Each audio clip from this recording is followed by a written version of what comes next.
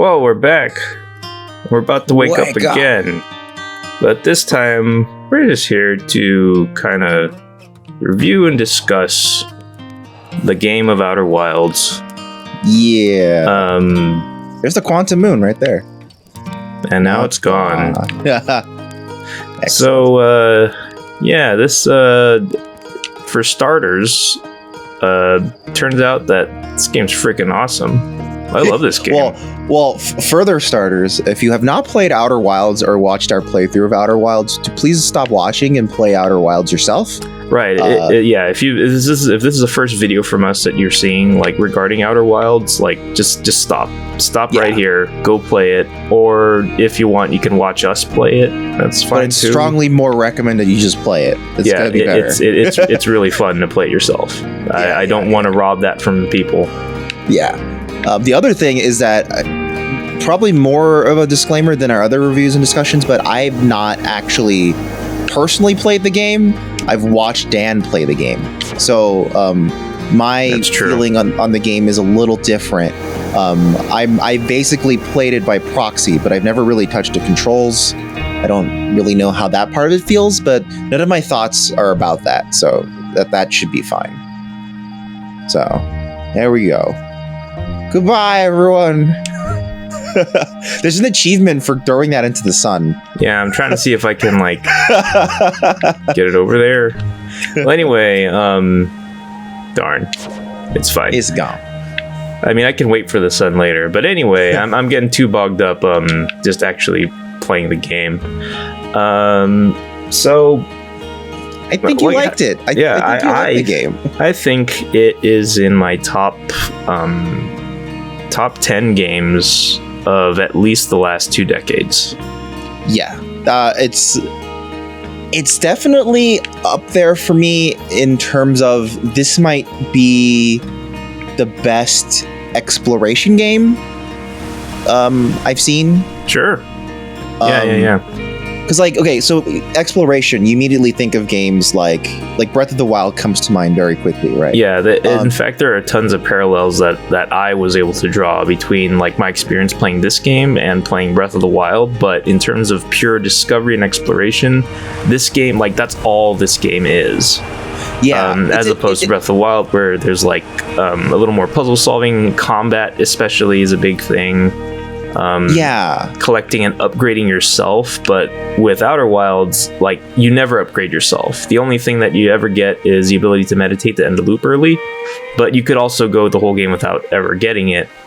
And whereas Link would, like, every so often get, like, a new mobility power or something that makes it easier for him to traverse the land, all you get is new info, new knowledge, new paths you discover and things like that. And altogether, it just means that, like, discovery and exploration is literally the only point. Yeah, and game. I think part of, like, exploration, you and I probably agree, the exploratory and traversal parts of Breath of the Wild are probably the favorite parts of Breath of the Wild, right? But I think where Outer Wilds really outdoes it there is that for Breath of the Wild, the journey itself is kind of the point. Like, you see a cool thing on the horizon, right? Mm-hmm. And then you decide to go towards it. The way you get there is the game. And then once you get there, the reward may or may not be that great because that wasn't the point. In fact, most times it's not that great. Which is fine because that's what that game was trying to do. But what Outer Wilds does a lot of the time is that you think you see something cool and you're rewarded not just by the act of getting there, but also once you are actually there, you are almost always going to find something pretty rewarding to look at. And you go, wow, that's really cool. Yeah, because, like, since exploration is, like, the entire point of the game, it becomes a lot easier to... Well, not becomes easier, but, like, it matters way more for there to be something cool at the end of everything you go looking for. Mm-hmm, mm-hmm. But yeah, it's like you turn a major, like, mystery into an entire game of just breadcrumbing it out and piecing it together. in all these various locations. The world building is like fantastic. They came up with a working system of several planets over time that all make sense in how they interact with each other and their history. The two races that you both play as and encounter in ancient texts and all that stuff, like this is a very clean, like well put together package, and I enjoy it a lot.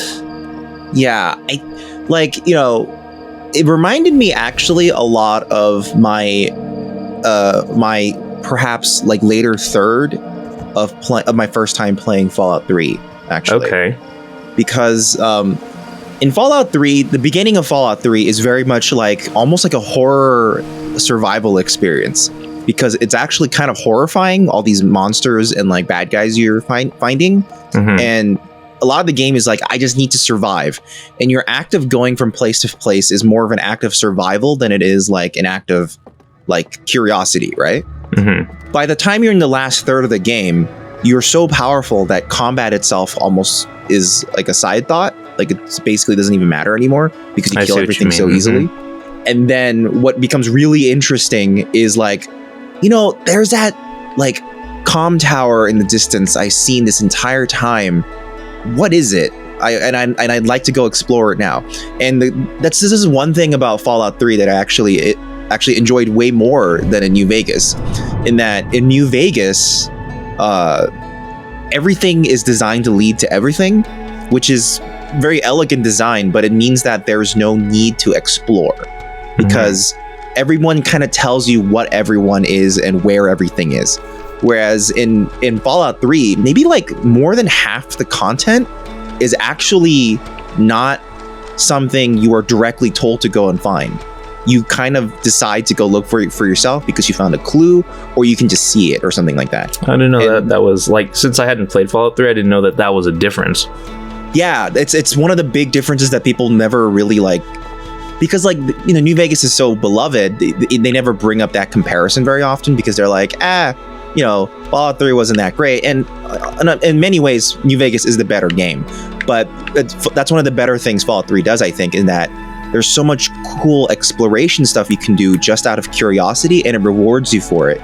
And I think that's a driving principle of Outer Wilds, is that, what's interesting is that, you go talk to Hornfells in this observatory, right, when you get your codes. And like, it's, I was watching some of the making of documentaries, and I watched also a Super Bunny Hops video on Outer Wild. And then it was interesting because one of the developers said like their point with this conversation wasn't to tell people where to go. Their point was to ask the player, hey, what do you want to do?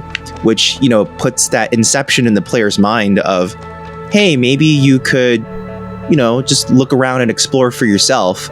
And if you find something interesting, go towards it. You're in control of the game's narrative, in a way. And I think that's really great design, because to me, it's like you put because that's the exploratory part of Fallout 3 was actually the part I found the most fun, which is why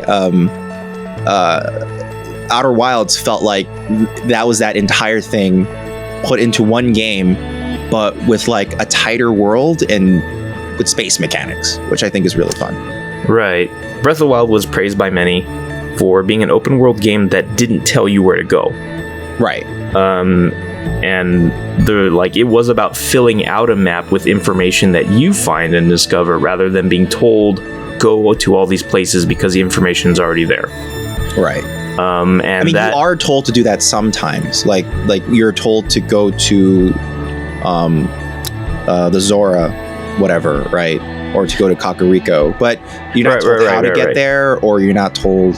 Okay, yeah, and that brings me to the point that I finally remembered. It's that every so often in Breath of the Wild, you were kind of nudged in a direction, especially directly off the plateau. Like the plateau, kind of like this introductory sequence in the game.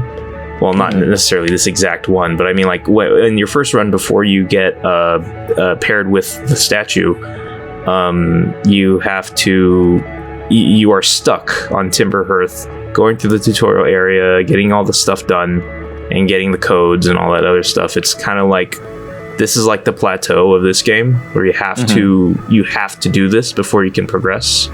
But as soon as you get your main mode of mobility, almost like the paraglider, like suddenly the world is open to you. You can go literally anywhere. And in Breath of the Wild, that is also true, but they do kind of point you towards like, well, start with Kakariko Village. Go there first if you can. Yeah. Yeah, it's like, and then they give you like a basic like instruction or directions as to how to get there. But this game does no such thing. This game does not like nudge you in any one, or no one tells you explicitly go to some planet. Yeah. At least at the beginning. So it's really interesting because it's like, hey, you're an astronaut out of our newest program, but just your only objective is to take off. Right.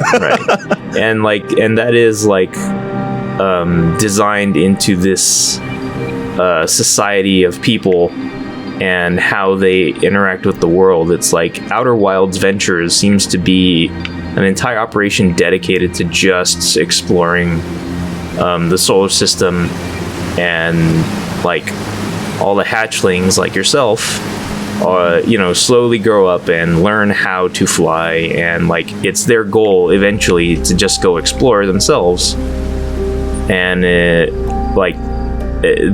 wrote that into like the DNA of this species, of this race, and like it's just a way to kind of frame the protagonist as someone who's, just to make it very clear that is your goal.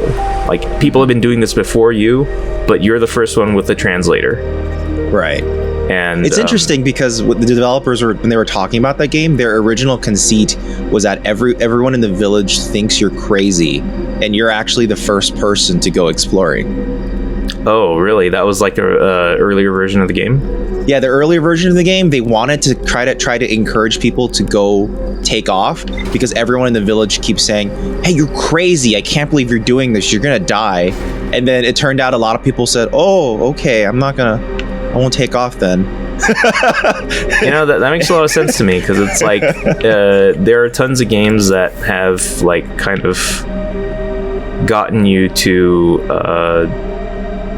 like when they message in that way, like a lot of people listen. That totally makes sense to me.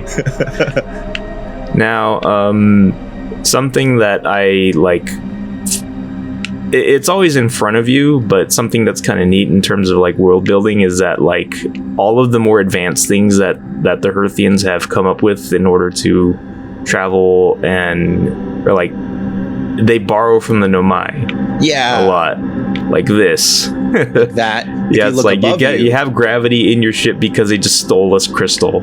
Yeah, and if you look above you, the teleporter is a stolen teleporter ring, gravity ring. Yeah, and then he just kind of like stuck it up there with using a net. And then if you look at your computer below you, like below the computer, not that one, the one with the ship logs and stuff. Yeah, it's got that little bit of like a power line. Like, so they stole Nomai like power connections to create this computer. Yeah, they totally jerry-rigged the whole thing. Which is very charming. Yeah, it's cool. It's cool. I like that a lot. Yeah. And one thing that I never did during the playthrough was... Yeah, someone told us that there's a thing here. Yeah, you can raise the eject cover, and then... wait, where am I pointing? This is fine. Yeah, you haven't taken off yet, so...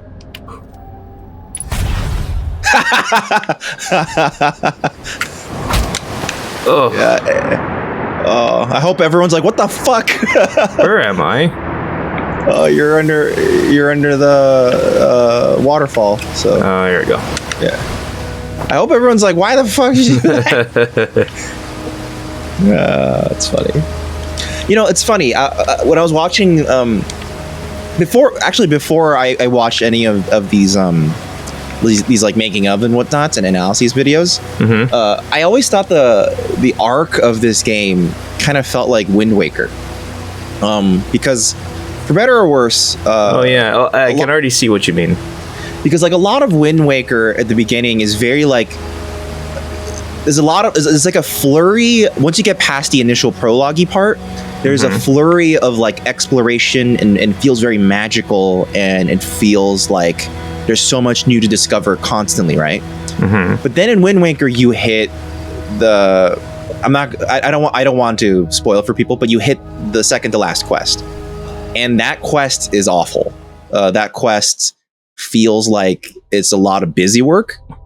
Well, I mean, it is a well-known issue with that game that was like to the point that they tweaked it and made it slightly better for the HD remake on the Wii U. Yeah, so I feel like Outer Wilds has that same kind of arc, and therefore includes a milder version of that issue. Because to me, that last part of the game where we were going through the Ash Twin stuff and really trying to figure that out, that's when the game kind of momentum really halted, because it's so timing based. To be fair, like we saved all that for last somewhat naturally. And that was like our decision to do that, but it was by no means the last thing we needed to do. That slog could have happened anytime. That's true. Also, unlike Breath of the Wild, Wind Waker. Wind Waker, that's forced to be your second to last quest. Whereas here, just like you were saying, it could have happened accidentally. We could have tried to go for it, but then really fucked up because we didn't know how the project is supposed to connect to everything else. Right. So that could have been interesting. But the game definitely is trying to make it one of the last things, if not the last thing you discover, just because it's necessarily difficult to find. That's actually a design I agree with. Like if it was really easy to find the Ash Twin Project teleporter, and easily walk into it and activate it, that would have kind of sucked actually, because it's an exposition room basically, right? That kind of explains the entire thing, Actually, what one other point I want to make about that is that like you don't have to discover everything about Ash Twin at the same time. There are plenty of playthroughs, I'm sure, of people who get to Ash Twin, discover a lot about it over time, do what they can to like mess with it, and then they reach a dead end where they don't have the information they need to like get to that room, and then they just go off, do whatever they want, or they get distracted with other stuff the way we did. And then they eventually come back, they learn more. It's like, I think there are far more balanced playthroughs where they bounce back and forth between Ash Twin. Well, we attempted to do that. Like there was a lot of things we tried to do on Ash Twin before our last run at it, where we were kind of like, well, let's wait for the sand doll go away, or what's going on with these towers, or these communications towers, etc. I think it was just kind of just luck of the draw in terms of what we were looking at the moments we were, that kind of determined the things we discovered, which is which is fine. I mean, that it seems that's definitely part of its design. But that brings me kind of to one of my larger points about the game, because when you compare a game like, it's funny, the reason I brought up Wind Waker, not just because I thought of it, is because in that documentary that's about making Outer Wilds, he mentioned specifically a thing that inspired him was the side quest in Wind Waker where you speak to the photographer, and then the photographer tells him, "Oh, I took these photographs at these spots. Can you figure out where I did, in the world?" Right. And figuring it out as part of the quest. And I thought that makes a lot of sense. Like a lot of this game, definitely feels like parts of the game is telling you, hey, what happened over there? Here's a little like thing to tickle your brain about what could have happened. But the difference is that, of course, a game like Wind Waker, because it's made by such a large company with such a large team, it tends to have a lot more different ideas and stuff going on, because obviously there's more going on than just exploration in Wind Waker, even though that's the thing I found most memorable. There's also stuff like, the combat system, you're fighting the story with Ganondorf, Zelda, the myths and all that, right? And I think the difference is that a team like, what what do they call it? I forget. Mobius Games, right? Mobius Digital, that made Outer Wilds. They have to be far more focused when they're making the game.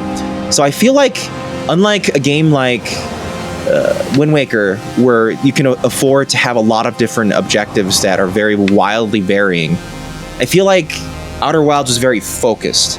And when I was thinking about the game a lot, I think it came down to like these 5 things. So the first 2 objectives are pretty much what every game has an objective, right? So it has that the mechanics are sound, in that, you know, the player isn't confused or isn't hindered by something because they don't mechanically understand what's going on. Just general gameplay stuff, right? The second is the pacing. Despite being completely open world, the game has very good pacing, right? Because of the way things are spread out and the way, like one thing they told about this part, like this portion of the map you're in, is a very good example of they didn't want people to look under every nook and cranny to like try to say, hey, maybe there's something here, right? Their subtle way of telling you there's nothing here, don't worry about it, is there's no trees.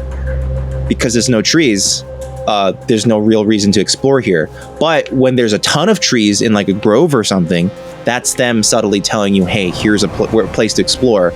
So that type of design made it so that the pacing remains good, because players don't go off trying to do things that are essentially a waste of time. So that's good. The third is that, and this is not applying to every game, this is specific for Outer Wilds now, is that they're trying to remain logically consistent. Whether it's with like actual real world physics they're trying to like emulate, or if it's because it seems like that's how the mechanics should be, even though that's not really true, or maybe there's just a lore in the game that sort of explains this is how it should be, right? And then fourth, to me, which came up a lot in the documentaries, is that they were trying to have a really big emotional reaction. They wanted, like, Alex Beecham actually, at one point when this was still a student project, he was showing off his prototypes to other students, and this is cool. I love this version of the probe where it goes near the planet. That's great. But there was a point where he was showing off the project to schoolmates and whatnot, and one of them told him, hey, you should make an emotional prototype of the game, which basically means how do you want the player to feel about the game aside from the mechanics. And his emotional prototype was the supernova while you're at a campfire, which is great. And the game is full of stuff like that, right? Which is awesome. Mm-hmm. And then I think the fifth priority they had was very specific, and he specifically points it out in the documentary as well, which is a cool implementation of environments changing over time. So Hourglass Twins, like we just saw, is the epitome of that, right? Like sand moving from one planet to another, a literal hourglass showing the change of time, right? Yes. Same for Brittle Hollow, right? It's slowly breaking over time. That's a time-based mechanic, and that's great. And I think the game functions at its best when as many of these priorities are addressed in one concept as possible, right? I think where the game can falter is when only one of these priorities, and it's usually the cool implementation of environments changing over time, where I think that the game can not necessarily like fail, but like it can be not as graceful as the rest of it. And I mean, I've done my own thinking about all of that design and like the issue you're starting to present here, and I don't know if there is like a necessarily there are a couple things you could do to mitigate it, but I don't know how much more or what you could have done to make it like to completely resolve the issue we had with it. Well, it's not that it's completely, I want the issue completely resolved or anything. Like, it's more of like, I just feel like the game just is better, just works better when those priorities are addressed. Like, for example, I think Giant's Deep is a really good example how almost all of these are addressed. because when you first enter Giant's Deep, it's a great emotional reaction, right? Because you're like, holy shit, there's storms everywhere. It's terrifying in here, right? And when an island is thrown into the sky, it feels weird, but the mechanics of the game tells you, no, it's fine. This is how this works. And it's still a great emotional reaction, and it works pretty well from a gameplay perspective. And, the pacing is cool because Giant's Deep in and of itself has a ton of stuff to explore, right? Because you have the statue laboratory, you have one of the space explorers there, you have the probe cannon orbiting around it at all times. You've got all sorts of stuff. You got the quantum tower, where that's, for us at least, it was the first time we even learned about the quantum mechanics. So the quantum mechanics are another one, right? Like, it's willing to forego what like it actually gets rid of one of the priorities, like internal logic, because the logic doesn't. Whoa, the logic of wow, that's crazy. You went right into a tornado. The logic of the way quantum mechanics works isn't consistent with real quantum mechanics at all, right? Like, that's just not how it works. But it's fine because it's fun from a gameplay perspective, and it works well as a game. And within the world of the game, that is consistent, and that's fine. And like, there's all sorts of things, like, the distance planets are apart are kind of absurd. Like, they shouldn't be, Right. This is basically a toy planet solar system. Like, it can't actually exist this way, even if the materials were dense enough to actually exude the amount of gravity it can on the player and the ship and whatnot. They still can't be that close to each other. And then the game gets around that. The documentary explains by saying the way that works is that the planets themselves, and I think every other object that isn't the sun, the gravity actually scales linearly, whereas real gravity scales logarithmically, right? Which means like it's very powerful close up, but very weak further away. Whereas a planet, it just stops having gravity at some point because it's linear. It doesn't like fade away, it just hard cuts away at a certain point, right? Which isn't realistic, but it allows this solar system to exist at all. And then their way of getting around that is by saying, or to supplement that, is that actually the only thing in the solar system here that has real gravity that works correctly is the sun. The sun has logarithmic gravity, which is why the planets rotate around the sun in a way you would expect it to. And the reason why they separated those out is so that if the planets also had logarithmic gravity, they would have started affecting each other, which would have caused crazy gravity spinning shit happening, and it wouldn't feel like a solar system anymore. It would just feel like chaos. So their willingness to change like internal laws of physics just to make that work is cool, because it means that they're willing to change physics systems to make your feeling of the physics being real great and consistent. And I think that's a great way of approaching that, but I think there are other things that, like, because they wanted to create a cool gameplay loop, that it's a worthy sacrifice, but it's a sacrifice. You know what I mean? Like the supernova happening now, right? That's a weird thing, Like, well, wait, why is that a weird thing to you? Because it just happens to be that the supernova happens 22 minutes before your flight. Well, okay. The main thing that's like contrived about that is that you get paired with the statue within that 22 minutes. Yes.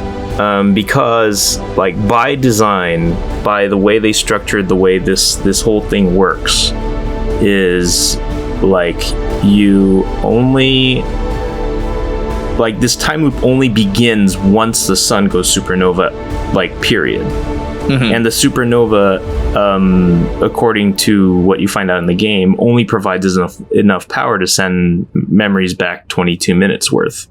Right. And so that is why, like, that explains pretty much the whole nature of the loop. Oh, no, sorry. I didn't mean why it's looping. I meant like the speed at it's happening. Like, because even in the observatory says, hey, these are the stages at which the the supernova will happen. But this will you only mean happen, like the rapid pace at which the sun becomes like a supernova. Okay, Yeah. because you said like why it's happening now, like Yeah, it happens now because 22 minutes ago it already happened once. You know? Right. Yeah, exactly. But if your point is more that the sun should already be gigantic and red at the beginning and everyone should know that it's about to die, that I totally agree with that. Yeah, but it's a great emotional reaction, right? And that's why it's there, because when you look at remember when you were playing it, I would say, isn't the sun look different? And you kept saying, nah, it's fine, you know? And eventually we were like, no, it's definitely different, right? And that's a great emotional reaction worth having, right? Because even if it's not actually consistent with what's going on, and maybe you could even come up with some other rules as to why it's not happening that way. Because like, you know how even though the observatory says, oh, the supernova won't happen for thousands of years, right?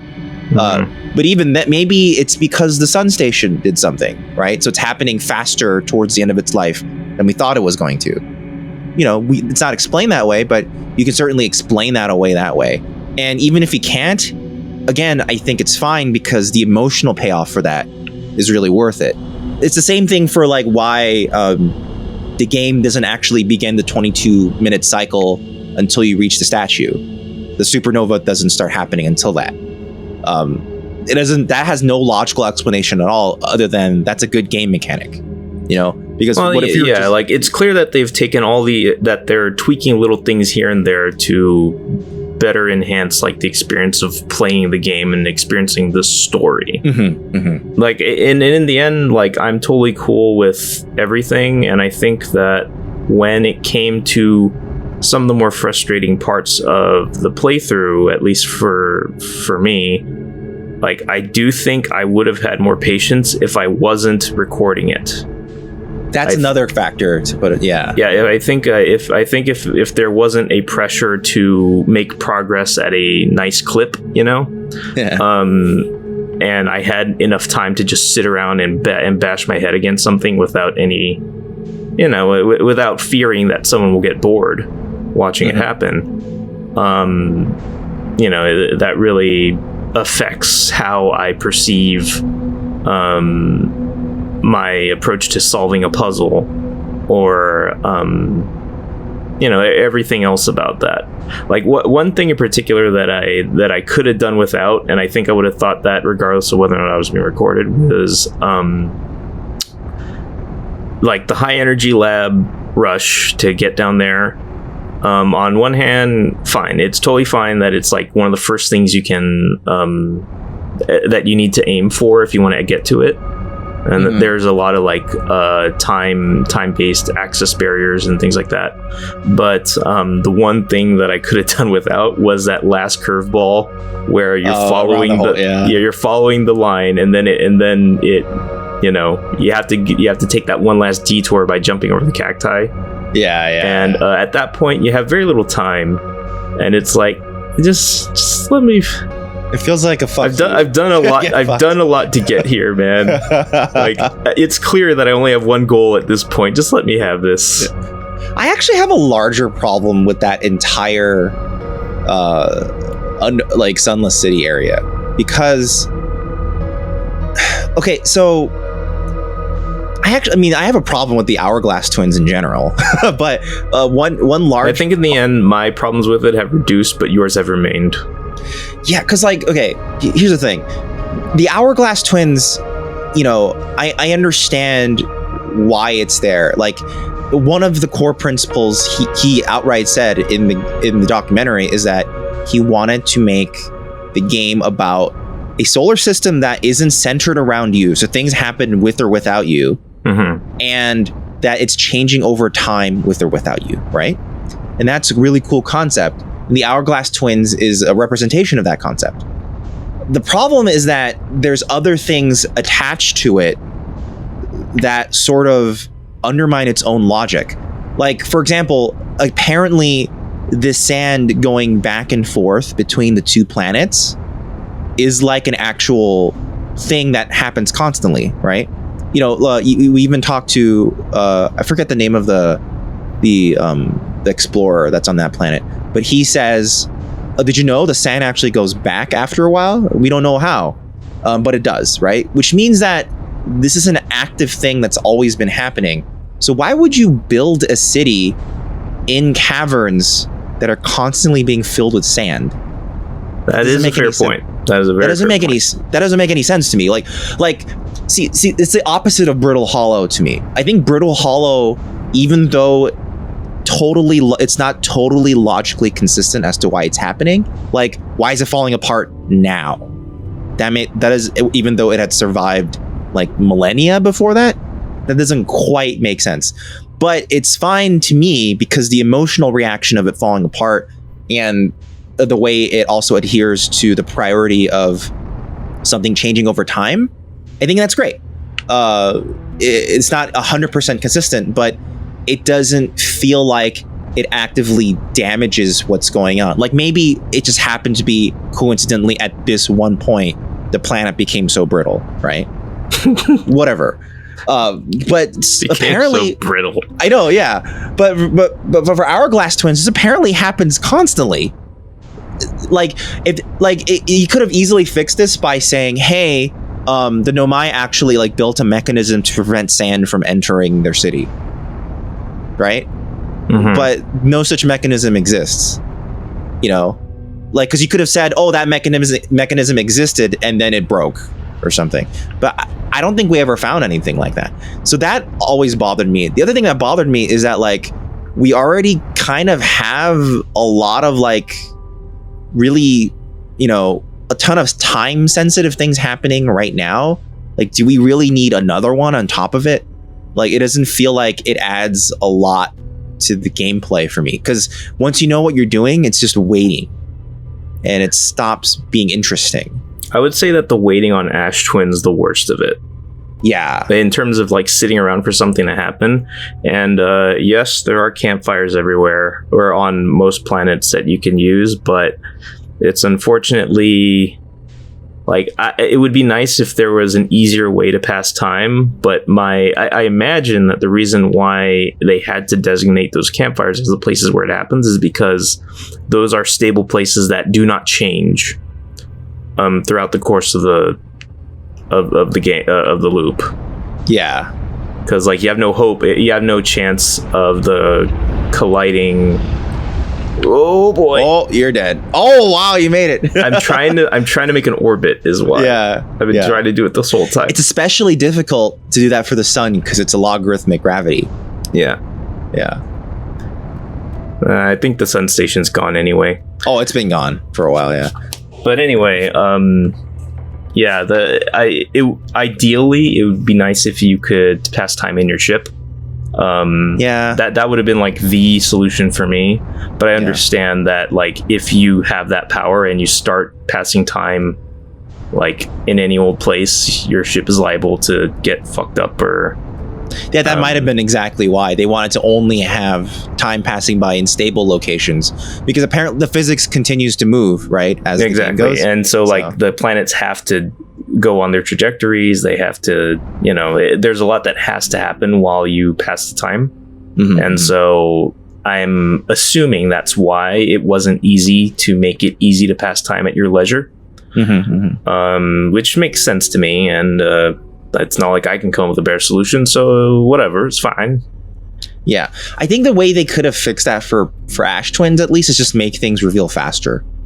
And then make it more obvious that there's nothing below the sand.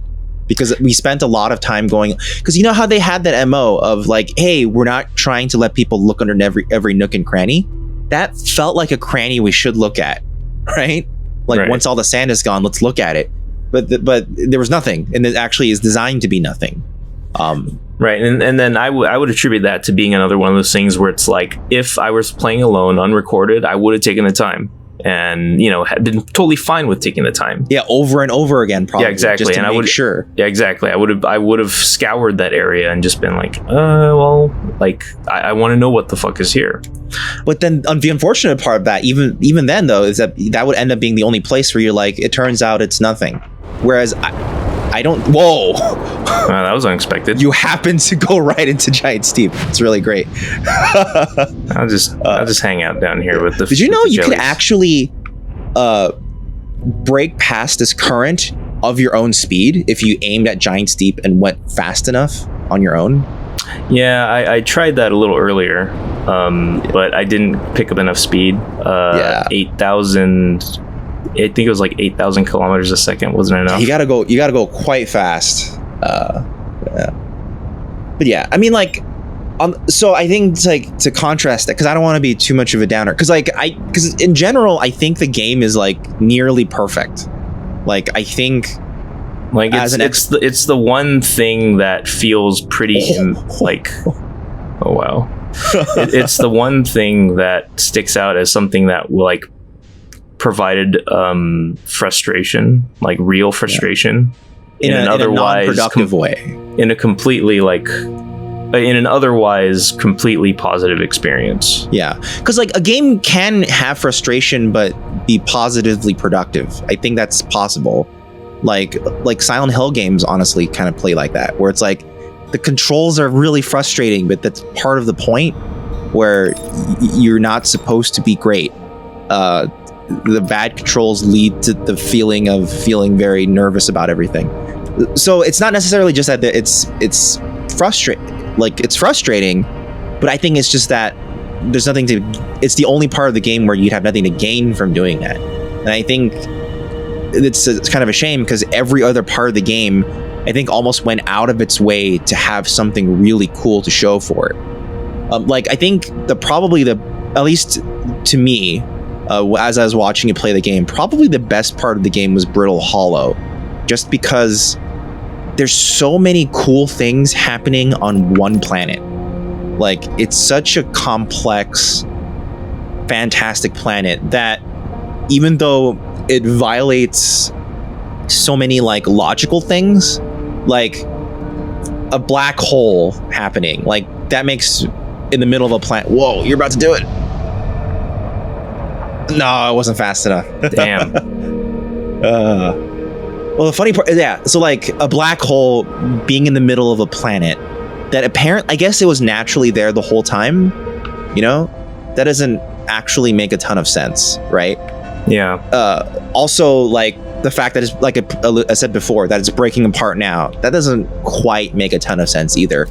But it's fine because it's at the service of so many other really, really cool things about the game.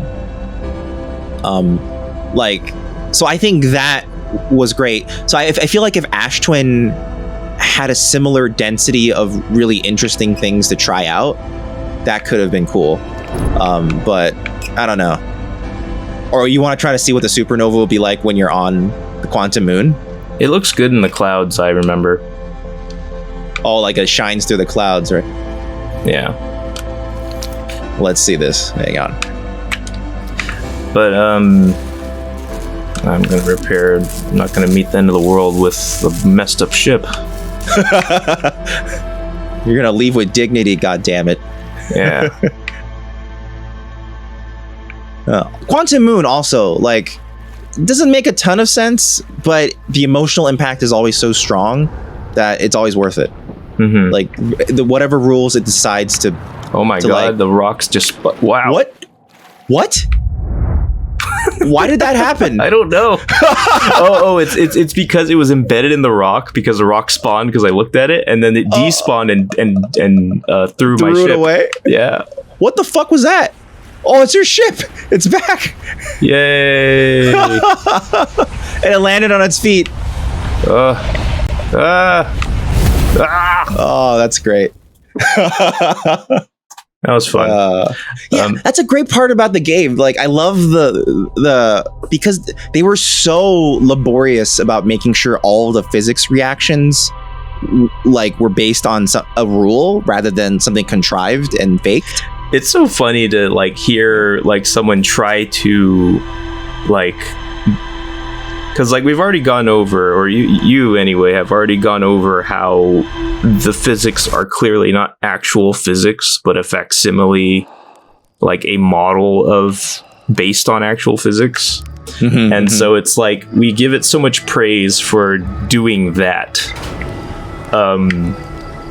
And like just marveling at how close it gets to operating on something like actual physics while also fudging all these details. And it's like we're heaping a lot of praise on something that isn't actually doing it. But it's doing something, and it's very impressive, but it's not actually the thing we're saying it's doing. Well, it's close. That's the thing, and it's at least the systems they're based on are consistent and like not contradictory to each other. They feel real. And I think, and what you were starting to say is like correct in that it's like it's a set of rules that the game follows well. Yeah, some of which are reflective of real life, some of which are not. But when they choose not to, it's because there's a good gameplay or lore reason for it. And I think that's a fine principle to follow. And that's one of their priorities they were doing. I think those sorts of things just go right back and like say the same exact sort of mentality goes around like telling a story effectively in a movie. Yeah, exactly. Like, you cut out all the inconvenience of reality when it doesn't serve your story or the emotional impact you're trying to convey. Yeah, it's like if you wanted to simulate actual gravity in this world, the planets would have to be so far apart that you could only ever visit one planet in a single run, and that would be super frustrating, you know? Right. Or black holes don't work that way. There's no such thing as a white hole. You know, all these sorts of things. But all that's fine because the game world says they exist. And then after they tell you that they exist, the rules for that remain consistent. And so it's satisfying. That's really fun that you can just follow this. Can you fuck it up and like hit it? I'm trying. Oh man. Or is it like a rigid body so that it'll always be on it? See, if you can fuck it up, that would be amazing. That would mean that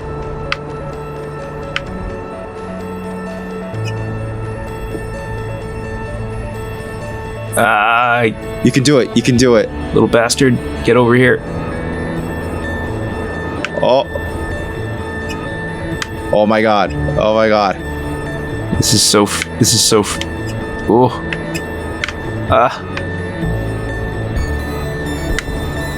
I can push it.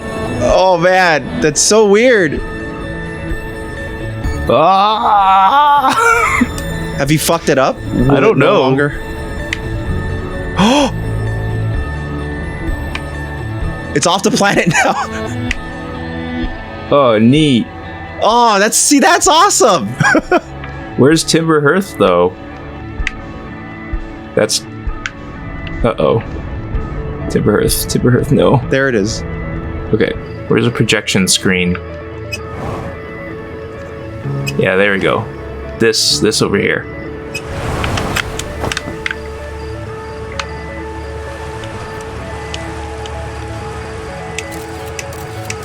Yeah. Yep. That's what it looks like. It doesn't know where it is anymore. It's in the dead of space. Fantastic. Oh, that's great. That the game was actually flying in orbit based on actual like the physics the game created. Yeah, there's no reason that it shouldn't have been. Like, yeah, that's exactly how everything else about the game has worked, and so this should as well. Yeah, but, it's what makes it's what makes it gratifying to explore weird things like that in the game. That totally. It doesn't feel, nothing feels like a cheat. You know, very few things are actually cheats. So that's great. One thing that came to mind when you mentioned Wind Waker is that much like Wind Waker also, and this was probably, I wouldn't be surprised if like it comes straight from Wind Waker because, you know, the creator is such a fan of Zelda. The various instruments. Oh yeah. That everyone, or that all the Outer Wilds venturers had to play. It was very, you know, that's extremely Wind Waker-esque. Especially the whole like coming together and playing a song. Everyone happens to be playing the same song. Yeah. And, just they're part of it. And then it all combines in a grand, emotional, like, impactful scene. Which is fun. We spoiled for ourselves, but it's fine. No, I think it was great that we discovered it too. I think that was it made it so that we knew what was going to happen, and that made it kind of an interesting way to go about it, I think. Right. It's just stuck in a tree. I think that part of that ending was that musical instrument stuff was really fun, because it's like, originally it was just functional, and then it turned into like a literal magical thing. Like, there's nothing that you can't explain the end of the game. Like, this isn't quantum mechanics anymore or whatever. This is literally magic. Yeah, it's happening. Like there should literally be nothing left because a supernova happened, but instead, I don't know. Well, actually, once you're at the eye of the universe, the supernova like effectively becomes irrelevant. Yeah, because you're no longer within reach of it, but you're just left to assume that wherever it happened, or wherever you escape from, it's still happening. Yeah. And so, like, all your fellow Earthians, everyone stationed at their various planets, they're dead. Yeah. In every timeline, the supernova happens, but you also interact with like these weird, magical ghost versions of them in like the Everforest. Yeah, it's such a... And it's also dependent on everything that you yourself have seen or perceived. So Solanum is not there if you've never met her. Mm-hmm. And I guess the only reason why everyone else would still be there is because you have met them all before. Yeah, they all regard you as they all regard you as a hatchling, because they know you. All the Hearthians know each other. Yeah. So, like, again, that like is yet another like aspect that I don't know if they meant for it necessarily to work out this way, but it just turns out that it works in that, like, that is yet another example of what you have observed is what matters, like in a quantum way. So I guess like, that's true, yeah. Yeah, like the fact that you don't see Solanum makes her irrelevant to the fate of the universe. But if you have, suddenly she is, and apparently the ending is slightly different also. It's like instead of, remember how when we saw the ending screen and then the little corner showed a campfire? Yes. If you never met Solanum, the campfire doesn't start. Oh yeah, that's true. And something that we didn't do, that I've seen someone else do since ending the game, is firing your scout into the like cyclone at the end of the world, or at the end of the universe. just to be like, hey, what I don't want to jump in there myself. So if you fire your scout there, it says your connection with the scout cannot be like you lose your connection with the scout entirely, so you can't retrieve it anymore. Oh, you can't even retrieve it anymore. Yeah, wow. and then there's a payoff for that at the end, where at the 14.3 billions of years later, the scout actually flies by in space. Oh, that's fun. That's good. Yeah, that's good. And that's good. Neat. Yeah, there's a lot of little touches like okay, it's like a team that clearly adores the vision of this game, and they're all working really hard to make it a really charming and great experience. Yeah, they put their all into fleshing out this entire thing. Yeah, as much as it could. Yeah, it's like, I had the criticism about Ash Twin, and judging from what I had like read online by other people, like, I'm not alone in that. Ash Twin has its issues, but obviously overall, and the game is, like I said before, it's probably the best exploration game out there right now. Like, I don't think any other game has done exploration to an extent where it is this gratifying to do. Yeah, I agree. Because like we've said in a couple of different ways already, like, since that was the entire point of this game, like, it was either going to be good or like based entirely on that or not. So great. Yeah, like they built out a world and a system of worlds that all make sense put together, which made it so that like finding pieces and figuring out little pieces of it as you go, like was very gratifying. And I don't know, it's just an immensely satisfying procession of discovery. Yeah, I also find it interesting is that like they like Alex Beecham built all the systems first, right? And then he was like, oh, okay, well, Annapurna. So what had happened is that he had won, I think, the Independent Game Developers Award for Best Concept or something. Yeah, back when Outer Wilds was like in its pre-Annapurna incarnation. Yeah, and then Masioka, that's why I caught Masioka's eye, and then Masioka was like, okay, so let's just polish the game up for a year and then release it. But then Annapurna wanted to publish it, which is a huge deal because it would mean more money, etc. But then Annapurna was like, actually, the current state of the game... That was already pretty hurt. That was a Max Payne death, right? Yeah. Well, anyway, continuing on to actually make it really good.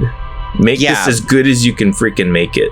Like we'll pay for it. We don't want it as in its current state where it's a cool idea with some issues. Make it amazing, and because of that, they actually started adding huge chunks of story after the game mechanics were created, which I find interesting because I don't know. I don't personally know like that much about game development, but I imagine it's probably done simultaneously for a lot of narrative-driven games because Outer Wilds ends up being pretty narrative-driven in terms of like, because the story isn't just a story. The story is the gameplay, you know. Like the act of wanting to know more about what happened to the Nomai and what is going on right now is the game. So it's actually really interesting that was almost developed afterwards. And usually you would think that might not be successful, but I guess it was this time, which is really interesting. Oh, you're gonna go after the probe again? I'm just seeing how easy it is. Yeah. See, it was moments like that too, where you're like, "Can we do that? Let's see if we can." And the game totally lets you. It's just so cool.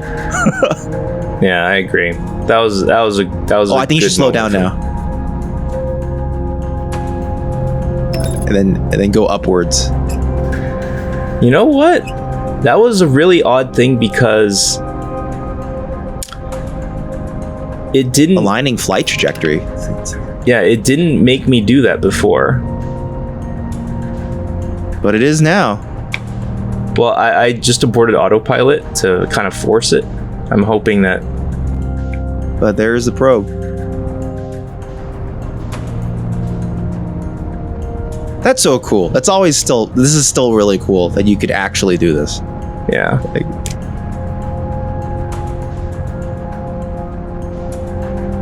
And the game almost designed it that way, I think, because like when you view from a distance, it's this blue aura, but when you get close, the aura disappears, so it's actually an LOD. Yeah. Oh, there it is again. Oh boy, that's weird. Now it's not glowing anymore. That must be a glitch. Yeah, the game does have glitches. And I can't see the sun no more. Yeah. One other thing that I think that has been really cool about the development of the game is that they're still updating it. And each update isn't like we're bug fix here and there. They're like adding things, which I think is great. Like the meeting yourself after you go through the black hole at the end of the time loop, that was added later. They tweaked what it looks like when you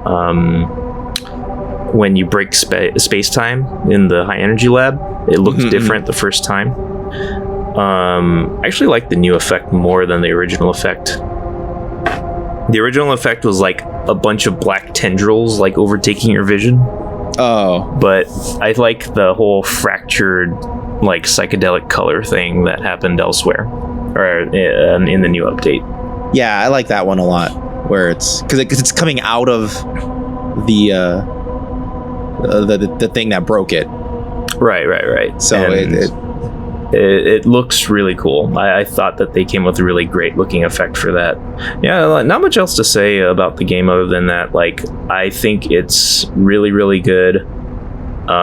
It made me feel very much like I was playing a Breath of the Wild style exploration, like adventure again, only with more gratifying like rewards for the exploration specifically.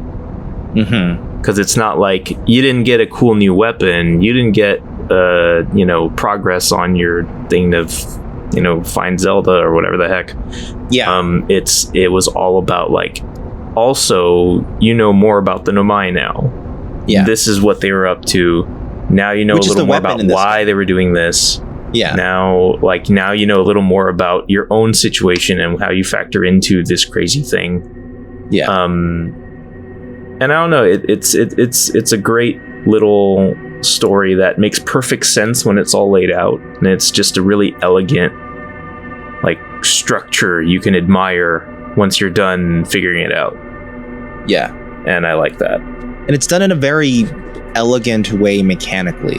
Like, all of the mechanics in the game, even if like sometimes in practice can be frustrating, just like from this viewpoint, like where you are now, actually, where you're just watching everything and all the systems moving. Like I said a few times in the channel before, I really love games where it's like about systems happening, right? And the systems happening are consistent and satisfying, not just to watch, but to know how they're working and realize that they're functioning consistently and in interesting ways with each other. And that's pretty much the epitome of this game. It's like there's all these fun systems built into all of these planets, and they all interact with each other, not just through the lore, but literally through the gravity, through the way black holes send you out of white holes into other places. And it's a really, really great idea. I'm really interested to know what Alex Beecham and his team might try next, because it's interesting because this game feels like it might still have some legs in terms of like cultural relevancy. It seems as though this is still a relatively undiscovered game. It's interesting because I think it's because of the way it was distributed. Because because it was on the Epic Games Store, so it limited its like audience with that. But it was also an Xbox Games Live free. It came for free, so it got in a bunch of people's hands that way, and it gained a lot of fans that way as well. But I don't know, like this is an interesting game that feels like it should have more fans, but it's also a bit of a slow burn. So it might not be. I might be overestimating its capacity for building a fan base. I feel like it's like a true indie hit, where it's like people who know, it's like this is awesome, but people in the mainstream may know, but they're like, I'll get around to it when I can get around to it, because you can't entice them more. Because the more you tell them about it, the more it ruins the game for them. Exactly. Yeah, actually, that is a super good point, because you can't, like, anyone, if you try to recommend this to people, all you can say is just fucking play it. It's a space game. Just play it. Like, it's just a great game that rewards your curiosity. Please be curious. Please be curious enough to start. Please. See, look, you're getting sucked into the sun. Yeah, I've just been waiting for that to happen. Because it's logarithmic. Gravity. And so I began at matched velocity from pretty far away, to be honest. So that's what I love. That the systems are really working. It's that so actually cool. Like, now that I've watched it happen, now I feel a lot better about all those times that I wasn't paying attention and ended up in the sun. Because the sun was always sucking you in, no matter where you are. It's always drawing you in a little bit, so it's fine. Fine. But anyway, it's I guess another thing too, like regarding its popularity, is that unlike, say, well, of course, it doesn't have the name Zelda on it, but at the same time, it doesn't have any like combat or other usual game play hooks. Yeah, that you'd expect. Like, this is a game for nerds. Yeah, this is absolutely a game for nerds like us, or nerds, like people who are who probably already have an understanding of quantum mechanics up to at least as far as the notion of observing something changes or collapses a wave function and like determines an outcome. You need to know that much, or it's fascinating if you already know that much, right? And it's other a hard sell. It's and basic like astronomical concepts like gravity and zero G and how that actually works in practice. Because a lot of people like kind of don't quite understand how it works in practice, and even I had trouble grasping exactly how to move in zero G. Which the developers did on purpose. Like they wanted the exploration to feel perilous and dangerous and difficult. Because they didn't want it to feel like they wanted space to feel like you shouldn't be there. Well, that scared me. That ember was like, what the fuck was that? Anyway, yeah, like I am happy, very happy that I played this game, because this was on a list of games that we had been meaning to play for quite some time, and I kept on putting it off because I knew that it was a huge mystery that you don't want to know about before you start, and so it was just a big question mark hovering over my head for over a year.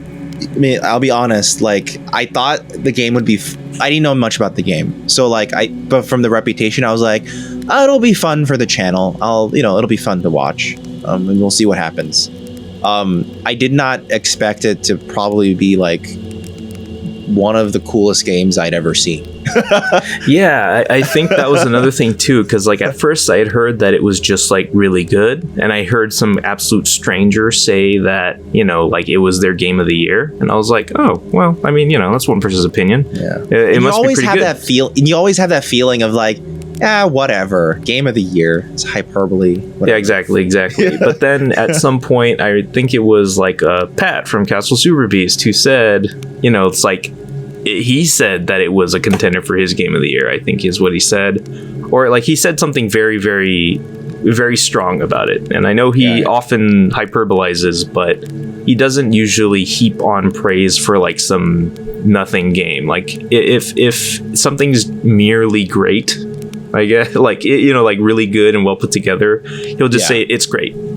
Right. But he was saying like it was like one of his favorite experiences that he's had in recent memory, and I was like, man, that sounds really, really fascinating. Like there must be something to this, and so that's why I finally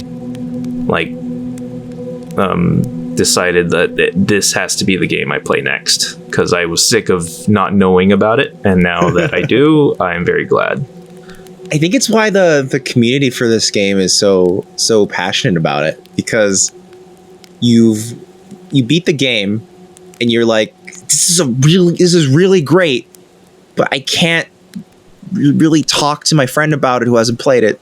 No, exactly. Yeah, like the community, everyone who plays the game kind of like enters into this like a support group. It's like, okay, we all think this game's great. We all want to fawn over it. And we all want to like kind of watch other people fawn over it. Yeah. And so that is kind of how we gained probably the biggest audience we've ever had, like on an LP on this channel. Thank you, by the way. Yeah, thank you, everyone. Anyone who's listened this far, thank you so much for watching. If this is their only video and this is the one you're watching, I don't know why, but great. Thank you. But second, if you watch the entire LP or most of it to get the gist of what we did, thank you so much. It was actually really fun and cool to share this journey with the veterans who kind of filtered in and were kind of rooting for us along the way. That was actually really fun. So yeah, that was a fun interaction. Just seeing they'd be like, oh, I think my favorite comment was is it as frustrating to edit the content as it is for me to watch you play? I remember seeing some sort of comment like that, and it wasn't mean spirited. It was just like, it was just him going like, it's right there, but you probably know that now, but at the time you didn't. Sort of thing. Yeah, I think it was not like it wasn't like a question of is it as frustrating. It was more like how frustrating is it yeah. Oh, weird. At a certain point, the turning the velocity at which the timber hearth turns matches Giant Steep trajectory around the sun. Huh. It just remains at the edge right there. That's so interesting, actually. Yeah, something that I didn't really pick up on while we were playing the game is how, like, the rate at which supernovas happen in the sky increases, like, over time. Like, more and more happen as the loop comes to an end. Oh. And, like, the sky gets darker and darker, and it actually affects what Chert will say when you talk to him. Oh, that's if you talk to him at the very beginning of the loop, it's like, I saw like a couple of novas. They don't usually see that many in a day. And then if you talk to him like halfway through the loop, he's like, I'm seeing kind of a lot of supernovas. This is kind of weird. And then if you talk to him like pretty close to the end, it's like, fuck. The universe is fucking it's dying. I like that Chert. You can like completely shut Chert down by saying we're all gonna die. Yeah, basically, it's again, that's yet another a bit more of writing and world building that they didn't have to account for, but they totally did. Yeah. This game's really good, man. Like can't say there's so much packed into one little package idea because it's really. The game is really 6 levels, but there's 6 really great levels. It's such a well fleshed out experience. Like there's so much polish to this tiny little system that, well, not tiny, but you know, there's so much polish to this that, like you have to admire how well thought out and. I don't know, like they flooded this universe with detail. Like even weird little things like Nomai were gendered, whereas Hearthians are not. Yeah, because they're amphibian, which is like a really interesting way of like approaching that. They didn't need to create that like you know, like a difference in the species like that, but they did, and they adhere to that. It's just one more detail to notice. It's one more detail that makes sense when you think about it. It's just tons of great little bits of writing like that. Much appreciated. It's a great game. And when it does contradict it for that stuff, the vast majority of the time, it's because there's a good reason. And it either makes the gameplay more fun or it makes your an emotional reaction to an experience that much stronger. You know, like Brittle Hollow falling apart, you know? Like, why would the Nomai have built a city down there? Ooh, at a certain point, it's like, it's because it was really cool. Yeah, I think, you know? Well, okay, in lore, the main reason why they went under the surface is because Hollow's lantern keeps attacking us with lava rocks. Exactly, yeah. The surface is uninhabitable because you might get struck by a lava rock at any time. And, I mean, I believe that's all you get. In terms of the reasoning why. Right. They still don't give too much detail as to why the planet took that long to truly break apart. Right. But, you know, again, it's one of those... Even perfect movies have plot holes. Yeah. The Dark Knight is filled with plot holes, but The Dark Knight remains an excellent Batman movie. Yeah, I was about to say, I wouldn't call Dark Knight a perfect movie by any means, but it is definitely lots of fun. Yeah, and it's very good. Yeah. So in conclusion, The Outer Wilds is the Dark Knight of video games. Wait, I forgot what I already said to you earlier today. Something was something of the Dark Souls of video games. Oh, yeah. Wait, let me go find it really quick. It's the you said Rhythm Heaven is the Arrested Development of the Dark Souls of video games. And I stand by that statement. I refuse to qualify or explain. Figure it out, everyone. Everybody, so go play Outer Wilds. Go watch The Dark Knight. Hey, go play Rhythm Heaven. And then watch Arrested Development, and also watch, but don't play Dark Souls. It's very important. Very good. Very good. All right, Outer Wilds. That gets an A+. Yeah. We've never actually rated or graded a game before. Our ratings don't matter. No, they totally don't. Just play the game. It was great. It was really awesome. Yeah, and there were plenty of, and there were at least like 2 or 3 like places that we didn't really see in our LP. You could try to find them yourself. Oh my god. Yeah, how about that? I swear, there's stuff that we didn't see. Oh, I'm sure. Okay, maybe if I roast this marshmallow. No, you're roasting yourself. Oh wait, that's what happens when you doze off in the middle of the wall. Oh, it slides you off. Yeah, it just slides you off like so to prevent you from dying. Wait. Oh no! And your friend just is like, whatever.